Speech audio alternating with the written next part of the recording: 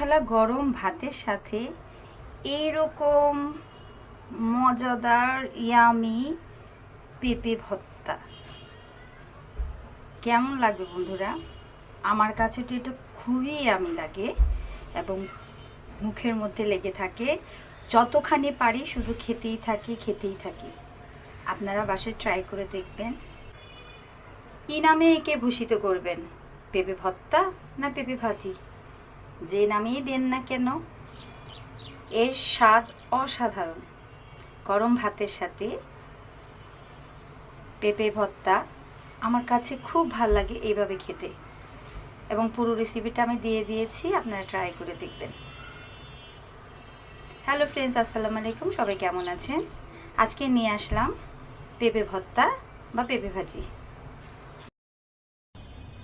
আমি এখানে কিছু পেঁপে সেদ্ধ করে নিয়েছি, একটু সেদ্ধ করে নিতে হবে।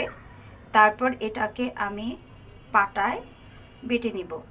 আপনারা ব্লেন্ডও করতে পারেন, গ্রাইন্ডারও করতে পারেন, গ্রেটার দিয়ে গ্রেটও করে নিতে পারেন। যেটা করেন জাস্ট একদম পাটা বাটা, যেমন পেঁয়াজ বাটা যেমন হয় সেরকম করে নিতে হবে। তো আমি যাচ্ছি পরবর্তী প্রসেসিংয়ে। বেশি করে পেঁয়াজ, বেশি করে রসুনটা একটু থেতলে দিয়েছি। আগেকার সময় মা চাচিরা রসুন থেতলে দিত, এবং ওই থেতা রসুন দিয়ে শাক, তারপর যে কোনো একটা ভাজি এত মজা লাগতো। তাই আমি একটু থেতলে দিয়েছি, আর আমি শুকনো মরিচ দিয়ে দিয়েছি, তেজপাতা দিয়ে দিয়েছি। এগুলোকে আমি একটু ব্রাউন কালার করে নিব। তারপরে এর মধ্যে আমি পেঁপেটা ছেড়ে দিব। তো আমি পাটায় এইভাবে একটু মিহি করে নিয়েছি, পুরোটাই মিহি। এভাবে আপনারা একটু মিহি করে নেবেন।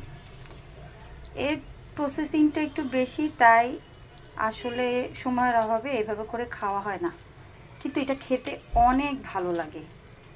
গ্রাম বাংলার একটা ঐতিহ্যবাহী খাবার।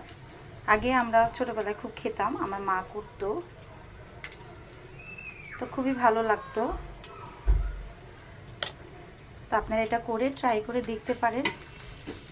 এদিকে আমার পেঁয়াজ বেরেস্তাটা ব্রাউন কালার হয়ে গেছে। আমি এর মধ্যে এখন দিয়ে দিব পেঁপেগুলো।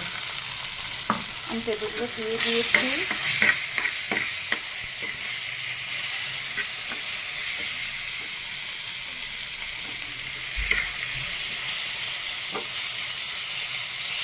আমি নেড়ে চেড়ে নিচ্ছি। আমি এর মধ্যে একটু হলুদের গুঁড়ো দিয়ে দিব, পরিমাণ মতো লবণ দিয়ে দিব,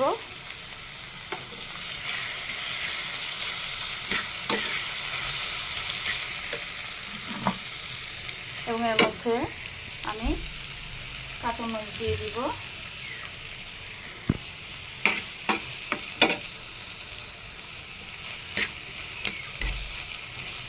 আর নামানোর আগে আমি এতে একটু জিরার গুঁড়ো দিয়ে দিব।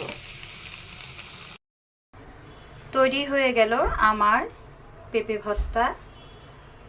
তো এইভাবে তৈরি করে খেলে এটা অনেক মজা লাগে, এবং গরম ভাতের সাথে এটা অসাধারণ লাগে। আপনারা ট্রাই করে দেখবেন। আজকে আমার ভিডিওটা এই পর্যন্ত।